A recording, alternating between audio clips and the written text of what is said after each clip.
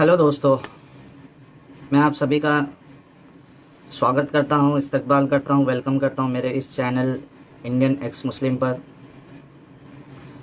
सबसे पहले तो मैं आप सबका शुक्रिया अदा करना चाहूँगा कि आप लोगों ने बिल्कुल ही मेरा चैनल नया है लेकिन आप लोग इतना मुझे सपोर्ट करते जा रहे हैं, बहुत अच्छा लग रहा है मुझे। और मैं बाकी लोगों से भी रिक्वेस्ट करूँगा जो भी मेरे वीडियोस को देख रहे हैं वो उसको सब्सक्राइब ज़रूर कर लें मेरे चैनल को, और वीडियो पे कमेंट ज़रूर करें और शेयर भी ज़रूर करें। हो सके तो आप जहाँ भी मुसलमानों के जो बड़े बड़े स्पीकर्स होते हैं, स्कॉलर्स होते हैं, उनकी एफबी पोस्ट, इंस्टाग्राम, यहाँ पे मेरा ये यूट्यूब का जो लिंक है वीडियोस का वो उधर शेयर करें ताकि उन्हें भी पता चले। क्योंकि मेरा जो वीडियो बनाने का मकसद ये है कि मैं सिर्फ अपना मैसेज नॉन मुस्लिम, एक्स मुस्लिम लोगों तक नहीं पहुंचाना चाहता हूं, मैं अपना मैसेज मुसलमानों तक भी पहुंचाना चाहता हूं। क्योंकि मेरे ख्याल से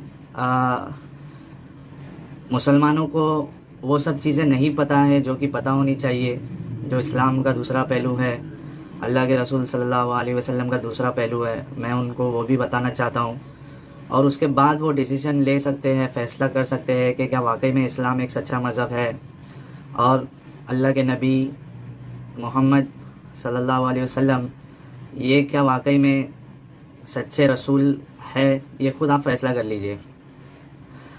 आज का जो मेरा टॉपिक है वो है इस्लाम और मुसलमानों के अंदर जो दोगलापन है कुछ कुछ बातों में। मैं बस 3 चीज़ें आपके सामने रखना चाहूँगा जो दोगलापन नज़र आता है, और आप खुद फ़ैसला करिए कि वाकई में ये दोगलापन है या नहीं है, हिपोक्रेसी है क्या नहीं है। और मुसलमान भी अगर मेरे इस वीडियो को देख रहे हैं तो आप खुद फ़ैसला करिए कि ये डबल स्टैंडर्ड आपके अंदर है या नहीं है। जिस चीज़ को आप गलत मानते हो अपने लिए, वही सेम रवैया इस्लाम ने दूसरे लोगों के साथ अपनाया है। तो शुरू करते हैं बिल्कुल बिना टाइम वेस्ट किए हुए। जो एक सबसे बड़ा डबल स्टैंडर्ड मुसलमानों का है, हालांकि उनको ये पता नहीं है कि ऐसी चीज़ें इस्लाम में है, लेकिन वो जो ये चीज़ से उनको बुरा लगता है, हमेशा उनको चिढ़ आती है और उनको लगता है कि उनके साथ नाइंसाफ़ी हो रही है, वो ये चीज़ है कि जैसे मिसाल के तौर पे अगर किधर टेररिस्ट अटैक होता है, कोई आतंकवादी हमला करता है दुनिया के कोई भी कोने पे, और उसके बाद मीडिया चैनल्स पर और बाकी जो मज़हब के लोग हैं या आम लोग हैं, वो जिस तरीके से सारे मुसलमानों को ही टेररिस्ट बोलना शुरू कर देते हैं और उनको टेररिस्ट समझने लगते हैं। आम तौर पे यही होता है कि बहुत सी जगह पे अगर कोई मुसलमान है तो कई लोगों को ये फीलिंग आती है कि हो सकता है टेररिस्ट तो नहीं है। तो कई सारे जो नॉर्मल मुस्लिम होते हैं उनको इस बात का दुख होता है, चिढ़ आती है, और उनको ऐसा लगता है कि उनके साथ ये नाइंसाफ़ी हो रही है कि कोई एक कोने में दुनिया के कुछ मुसलमान अगर गलत कर रहे हैं तो उसके बदले सारे मुसलमानों को क्यों गलत कहा जाए, उन सबको टेररिस्ट क्यों कहा जाए, उनको रेपिस्ट क्यों कहा जाए, पूरे इस्लाम को गलत क्यों कहा जाए। ये उनकी एक हमेशा से चीज़ रहती है। वो लोगों को बताते हैं टीवी पे आके, यही गाना वो लोग गाते हैं। और कहीं ना कहीं मैं इस बात से इत्तेफाक रखता हूँ कि कोई एक अगर बुरा काम करे तो उसके बुरा काम करने के बदौलत सारे लोगों को नहीं बोलना चाहिए।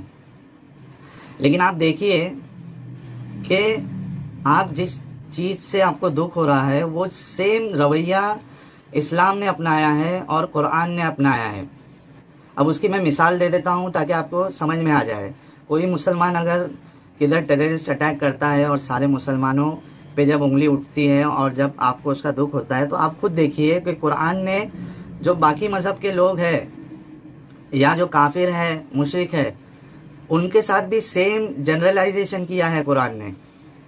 अल्लाह ने सेम जनरलाइजेशन किया है। जैसे लोग आप पे इल्ज़ाम लगाते हैं या आपको पूरी कौम को गलत बोलते हैं, उसी तरीके से قرآن نے بھی یہی رویہ اپنایا ہے. آپ دیکھیے مثال کے طور پہ 3 آیتیں میں پیش کروں گا دلیل کے طور پہ. آپ خود دیکھیے کہ یہ چیز ادھر آپ کو نظر آ رہی ہے یا نہیں نظر آ رہی ہے. اب دیکھیے سورہ عمران جو کہ 30 نمبر کا سورہ ہے، اس کی 28ویں آیت ہے، 20th آیت ہے. اس میں اللہ کیا فرما رہے ہیں آپ دیکھیے. اللہ فرماتے ہیں اعوذ باللہ من الشیطان الرجیم لا يتخذ المؤمنون الكافرين اولیاء من دون المؤمنون ومن يفعل ذلك فليس من الله في شيء إلا أن تتقوا منهم تقاه ويحذركم الله نفسه وإلى الله المصير. دیکھیے اس کا ترجمہ کیا ہے اردو میں. مومنوں کو چاہیے کہ ایمان والوں کو چھوڑ کر کافروں کو اپنا دوست نہ بنائے، اور جو ایسا کرے گا وہ اللہ تعالیٰ کی کسی حمایت میں نہیں مگر یہ کہ ان کے شر سے کسی طرح بچاؤ مقصود ہو، اور اللہ تعالیٰ خود تمہیں اپنی ذات سے ڈرا رہا ہے اور اللہ تعالیٰ ہی کی طرف لوٹ جانا ہے. اب دیکھیے آپ جس طریقے سے کوئی آپ کی پوری قوم کو جنرلائز کر دے تو آپ کو دکھ ہوتا ہے، اسی طریقے سے قرآن نے کیا فرمایا ہے مومنوں سے کہ کافروں کو اپنا دوست مت بناؤ.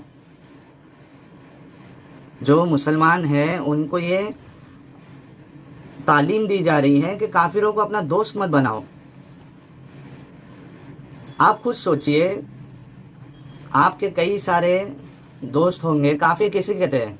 کافر وہی ہے نا جو اسلام کو نہیں مانے، انکار کرے اللہ کا رسول کا، وہ سب کافر ہو جاتے ہیں. مثال کے طور پہ اسلام کو چھوڑ کے، مسلمانوں کو چھوڑ کے جو بھی مذہب کے لوگ ہیں، ہندو ہے، سکھ ہے، عیسائی ہے، یہ سب کافر کی گنتی میں ہی آتے ہیں نا. تو یہاں اللہ فرما رہے ہیں کہ کافروں سے دوستی مت کرو. آپ خود سوچو اگر آپ قرآن کی تعلیم پر چلو گے تو آپ کسی کافر سے آپ دوستی کر ہی نہیں سکتے ہو. حالانکہ آپ کے کئی دوست ہیں جو کافر ہے، ہندو ہے، سکھ ہے، عیسائی ہے، ایتھیسٹ ہے، لیکن قرآن کی تعلیمات پہ آپ چلو گے تو بالکل دوستی نہیں کر سکتے ان سے. اور دوسری چیز آپ دیکھیے اس آیت میں ایک ایکسیپشن بھی دیا گیا ہے کہ ٹھیک ہے اگر کافروں سے ہو سکتا ہے کہ تم کو پریشانی ہو، آپ کو ایسا لگ رہا ہے کہ وہ تم کو پریشان کریں گے تو پھر آپ دوستی کر لو ان سے، تو پھر آپ کو یہ چھوٹ ہے، ورنہ دوستی مت کرنا. اور اللہ تم کو خود ڈرا رہا ہے اس بات سے کہ مت کرنا. اب سوچئے کیا چیز ہے یار. آپ کو پتا ہوگا کہ اسلام میں منافق کا ایک کانسیپٹ ہے. منافق کس کو کہتے ہیں؟ جو سامنے طور پہ اسلام مسلمان ہونے کی بات کرتا ہے لیکن دل میں اس کے اندر اسلام نہیں ہے، اس کو منافق کہا جاتا تھا. برابر کہ دل میں کچھ اور ہے اور زبان پہ کچھ اور ہے، دکھاوے میں کچھ اور ہے. اب یہ اس میں منافقت آپ کو نظر نہیں آ رہی ہے کہ اللہ فرما رہے ہیں کہ آپ کافروں سے دوستی مت کرو. اور جنرل ٹرم ہے، مطلب اس میں سب کافر آ جاتے ہیں. اور اس میں ایک منافقت یہ ہے کہ اگر ان سے ڈر ہے کہ وہ تم کو پریشان کریں گے. مثال کے طور پہ اگر آپ ایک ایسے ایریا میں رہتے ہیں جہاں ہندو زیادہ ہے یا کافر زیادہ ہے اور آپ کو ڈر لگ رہا ہے کہ یہ ہم کو پریشان کریں گے، تو وہاں آپ کو اجازت ہے کہ آپ ٹھیک ہے دوستی کر لو. میں اس میں یہ سوال کرنا چاہتا ہوں کہ کیا اس کو منافقت نہیں کہا جائے گا کہ آپ کے دل میں کچھ اور ہے اور آپ دکھا کچھ اور رہے ہو، آپ اپنے مقصد کے طور پہ ان سے کافروں سے دوستی کر رہے ہو. اور دوسرا کیا اللہ اتنا مجبور ہے کہ وہ تم کو انسٹرکشن تو یہ دے رہا ہے ایکسیپشن والا، لیکن خود وہ تم کو اللہ کافروں سے بچا نہیں سکتا؟ یہ بھی تو چیز ہے. اچھا اس میں بھی کوئی جیسے عام طور پہ جو اسلامک اسکالرس ہوتے ہیں یا اسپیکرس ہوتے ہیں وہ ادھر یہ مغالطہ دیتے ہیں کہ یہ سب کافروں کی بات نہیں ہو رہی ہے، یہ کچھ خاص اس ٹائم پہ جو کافر تھے ان کی بات ہو رہی ہے. میں کہتا ہوں کہ اگر یہ ان اسپیسیفک کافروں کی بات تھی تو ان جنرل کیوں قرآن میں بتایا گیا ہے؟ یہ تو ان جنرل سبھی کافروں کو اس کے اندر ڈھکیل لیا گیا ہے. اگر یہ صحیح ہے تو کوئی ہر مسلمان کو ٹیررسٹ بولے تو وہ کیوں نہیں صحیح ہے؟ وہ آپ کو کیوں غلط لگتا ہے؟ اسی کو تو ڈوگلا پن کہتے ہیں. تو اب اس بات پہ غور کریے کہ جتنے عام کافر ہے ادھر ایک عام حکم ہے کہ ان کو اپنا دوستی مت بناؤ. اسی طریقے سے اور ایک آیت میں اپنی دلیل میں پیش کرنا چاہوں گا. سورہ عمران کی 32 نمبر کی آیت ہے.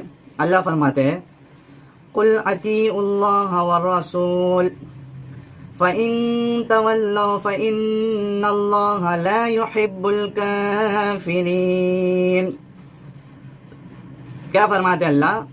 کہہ دیجئے کہ اللہ اور اس کے رسول کی اطاعت کرو. اگر یہ منہ پھیر لے تو بے شک اللہ کافروں سے محبت نہیں کرتا. اب دیکھیے ادھر بھی وہی رویہ اپنایا گیا ہے کہ سیدھا ایک جنرل ٹرم بتا دیا گیا ہے کہ جو کافر ہے اللہ اسے محبت نہیں کرتا ہے.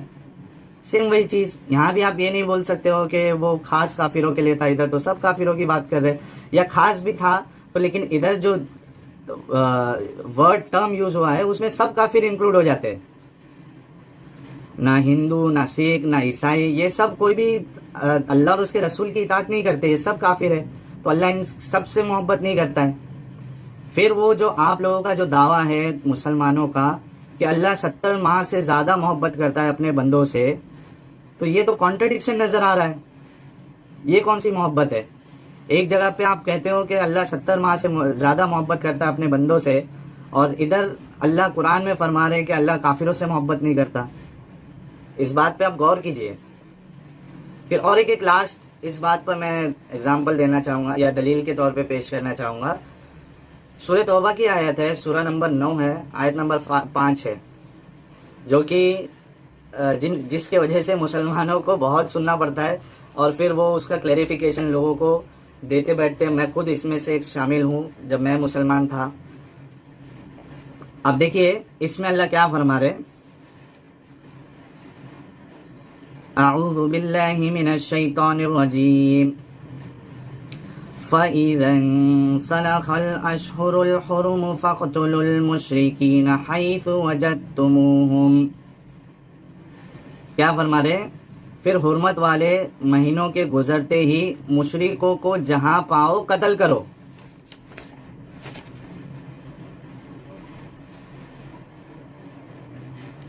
ٹھیک ہے, کیا فرما رہے اللہ؟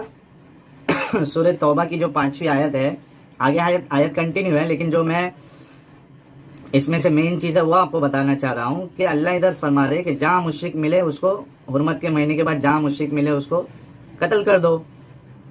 اب اس میں بھی ہاں مجھے پتا ہے کہ یہ آیت اگر آپ کانٹیکس میں دیکھو گے تو یہ ان مشرکوں کی بات ہو رہی ہے جس نے معاہدہ توڑ دیا تھا. ٹھیک ہے, اب وہ ایک الگ مسئلہ ہے, اس کو کسی اور ٹاپک ویڈیو میں بتاؤں گا اس چیز کے بارے میں. لیکن یہاں جو آپ کا کلیریفیکیشن ہے اس کو میں بازو میں رکھوں, میں صرف یہ بتاؤں آپ کو کہ جنرلائز جس طریقے سے قرآن نے کیا ہے مشرکوں کو کہ جہاں مشرکوں کو پاؤ وہاں مار دو, تو یہ جنرلائزیشن ہے نا. آپ اس کا بعد میں کلیئرٹی اس کو کلیریفیکیشن دیتے رہو, لیکن قرآن نے ان جنرل کہا ہے. اگر آپ کو ایک ٹیررسٹ کے وجہ سے سارے مسلمان کو اگر کوئی ٹیررسٹ کہے اور آپ کو یہ غلط لگ رہا ہے تو یہ کیوں نہیں آپ کو غلط لگ رہا ہے, اور اگر یہ صحیح ہے تو پھر وہ کیوں غلط ہے, وہ بھی تو صحیح ہونا چاہیے. اسی طریقے سے ایک لاسٹ میں آیت آپ کے سامنے اس چیز میں اس ٹاپک پہ پیش کرنا چاہوں گا. یہ سورہ توبہ کی آیت نمبر 28 ہے. اب اس میں دیکھو, یا ایھا الذین آمنوا انما المشرکون نجس فلا یقربوا المسجد الحرام بعد عامهم ھذا. اللہ فرماتے ہیں اے ایمان والو, بے شک مشرک بالکل ہی ناپاک ہے, وہ اس سال کے بعد مسجد حرام کے پاس بھی بھٹکنے نہ پائے. اب دیکھیے آپ نے سارے مشرکوں کو آپ نے ناپاک بتا دیا قرآن نے. اب اس میں آپ کیا اس میں کلیریفیکیشن دو گے؟ آپ قرآن نے تو جنرلائزیشن کر دیا سارے مشرکوں کا. اب کوئی سخت لہجے میں اس کو ہندو کو ناپاک کہا گیا ہے ایسا اگر کوئی کہتا ہے تو آپ اس کے دفاع میں بولتے ہو کہ ہندو کا لفظ نہیں ہے, یہ نہیں ہے. ہندو مشرک ہوتا ہے کہ نہیں ہوتا ہے آپ کی نظر میں؟ عیسائی جو ہے مشرک ہے کیا نہیں ہے؟ اللہ کے ساتھ عیسیٰ علیہ السلام کو شریک کر رہا ہے وہ بھی تو مشرک ہے. ہندو بھی مشرک ہے آپ کے حساب سے. اللہ کے سوا کئی دیوی دیوتاؤں کی وہ لوگ پوجا کر رہے ہیں تو وہ بھی مشرک ہی ٹھہرے نا. تو کوئی اگر یہ کہے کہ اللہ نے ہندو عیسائی سب کو نجس ناپاک کہا ہے تو آپ بولتے ہو کہ نہیں وہ گھما رہا ہے, الٹی بات کر رہا ہے. الٹی بات کہاں ہے؟ مشرکوں کو سیدھا آپ نے ناپاک ٹھہرا دیا. مشرک میں ہندو عیسائی سب آ جاتے ہیں. جو بھی اللہ کے ساتھ شرک کرے وہ مشرک ہے. آپ نے سب کو کہہ دیا ناپاک ہے. تو اب ادھر آپ کلیریفیکیشن آپ کو جو دینا ہے وہ بعد میں دینا, لیکن قرآن نے تو وہی رویہ اپنایا ہے نا. اور اگر یہ صحیح ہے تو پھر آپ کو کوئی اگر ہر مسلمان کو ٹیررسٹ کہے تو وہ کیوں نہیں صحیح ہے, وہ کیوں غلط ہے؟ آپ سوچئے. اب دوسرا ڈوگلا پن دیکھیے آپ جو مسلمانوں میں پایا جاتا ہے, جو خود ان کو نہیں پتہ ہے. بس تو میرا چینل بنانے کا مقصد یہی ہے کہ لوگوں تک بات پہنچے کہ جانے انجانے میں آپ کے اندر کیا کیا خامیاں ہیں, آپ کے مذہب میں کیا کیا خامیاں ہیں. اب مسلمانوں کو گنگا جمنی تہذیب جو ہے وہ بہت یاد آتی ہے. ان کے کئی سارے جو اسپیکرز ہیں وہ ٹی وی پہ آ کر ان کا یہی رونا رہتا ہے, گنگا جمنی تہذیب, گنگا جمنی تہذیب. میں یہ کہتا ہوں جیسے مثال کے طور پہ اگر کوئی ہندو ہے, اس نے کسی مندر میں مسلمانوں کو نماز پڑھنے کی جگہ دے دی, یا کوئی گنپتی کا پنڈال تھا, جمعہ کا ٹائم تھا, جگہ نہیں ہو رہی تھی, تو جو وہاں کے جو غیر مسلم تھے, ہندو تھے, انہوں نے اپنے مندر میں نماز پڑھنے کی جگہ دے دی ان کو. کوئی چرچ میں مسلمان کو اذان دینے کا موقع دے دیا, تو اس پہ مسلمان بہت خوش ہو جاتے ہیں اور ان کو یہ گنگا جمنی تہذیب لگتی ہے کہ یار سب مل جل کے رہنا ہے. لیکن آپ یہ بتائیے مجھے کہ کیا کوئی مسلمان نے آج تک کسی مسجد میں کسی ہندو کو ان کی آرتی پوجا کرنے کے لیے دیا ہے؟ کسی کرسچن کو وہاں جو ان کی جو پوجا کا طریقہ ہے وہ آپ کرنے دیتے ہو؟ تو یہ گنگا جمنی تہذیب جو ہے آپ کی وہ بہت باعث ہے. مطلب آپ صرف ایک ہی طرفہ تہذیب ہے وہ. وہاں صرف باقی مذہب کے لوگ آپ کو جو ہے اپنے عبادت گاہوں میں آپ کو وہاں جگہ دے رہے ہیں نماز پڑھنے کے لیے, اذان دینے کے لیے. آپ کی مسجد میں کبھی آپ ایسا نہیں کرتے ہو. تو یہ کیسا ڈوگلا پن ہے؟ تیسری چیز جو ڈوگلا پن مجھے دکھتا ہے مسلمانوں میں, وہ یہ ہے کہ مسلمانوں کے لیے جب کوئی خاص قانون بنا دیا جائے, جیسے مثال کے طور پہ اگر انڈیا میں ہم دیکھیں کہ سی اے اور سی اے کا جو قانون لا پاس ہوا ہے, اس کی وجہ سے سارے مسلمان جو ہے وہ غمگین ہو گئے. ان کو لگا کہ ارے یار مسلمانوں کو ہی ٹارگٹ کیا جاتا ہے ہمیشہ. وکٹم کارڈ ہم پلے کرنے لگے, یعنی مسلمان پلے کرنے لگے. میں بھی ایک مسلمان تھا پہلے. سڑک پہ آ جاتے ہیں مسلمان اس کا ویرودھ کرنے کے لیے. جب کوئی ایسا خاص قانون آپ کو ایسا لگتا ہے کہ یہ مسلمانوں کے لیے بنا ہے, لیکن آپ دیکھیے کہ اسلام مذہب نے کیا کیا ہے. اسلام مذہب میں دیکھیے, مذہب کی بنیاد پہ, دھرم کی بنیاد پہ اسلام نے غیر مسلموں پر ٹیکس کا سسٹم لایا جس کو جزیہ کہتے ہیں. اب آپ خود بتائیے کہ یہ کیسا ڈوگلا پن ہے. آپ کے اوپر کوئی اسپیسیفک قانون بنایا جائے تو آپ کو وہاں غلط لگتا ہے, لیکن اسلام نے بھی یہی رویہ اپنایا ہے.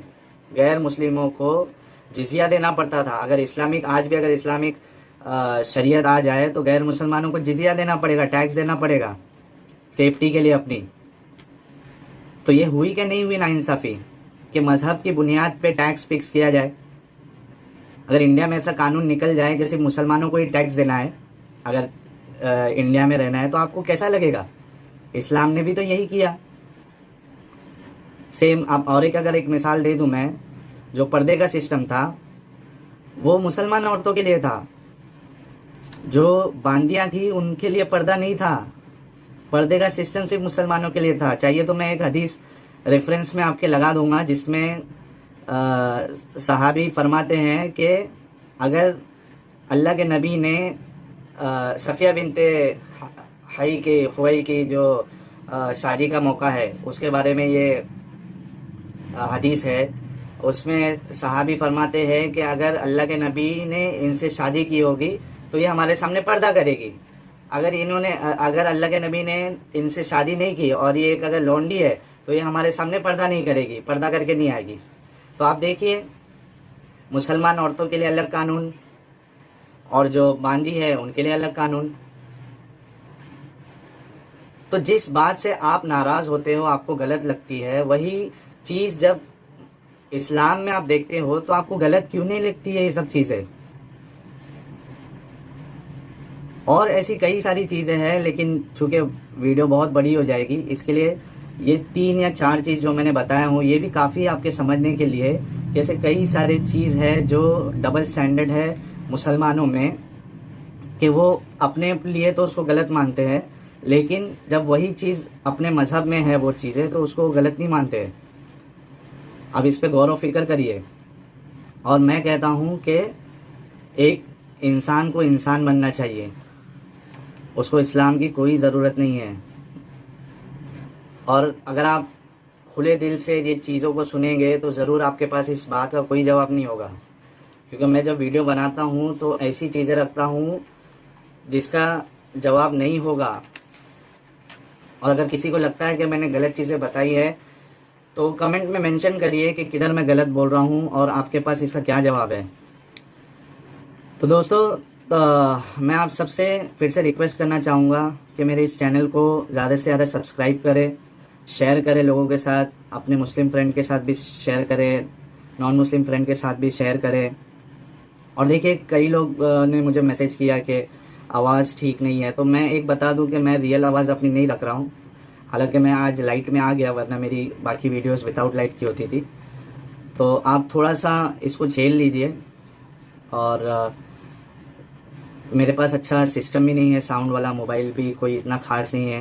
اور دیکھیے، سب پیپر پہ میں جو آیتیں تلاوت کرتا ہوں وہ میں پیپر پہ لکھ کر کرتا ہوں، کیونکہ میرے پاس اور ایک موبائل بھی نہیں ہے تاکہ میں اس میں سے پڑھ سکوں ڈائریکٹلی۔ تو جیسے جیسے میرا چینل آگے بڑھے گا اور کوئی اگر مانیٹری ہیلپ بھی اگر مجھے کرے گا تو میں باقی سارے سسٹم ایسے لے لوں گا کہ آگے آپ کو اچھی آواز میں اور اچھے طریقے سے ویڈیو ملے۔ تب تک کے لیے آپ اس بات پہ دھیان دیجئے کہ میں کیا چیزیں آپ کو بتا رہا ہوں۔ اپنا خیال رکھیے اور زیادہ سے زیادہ ویڈیو کو شیئر کریے۔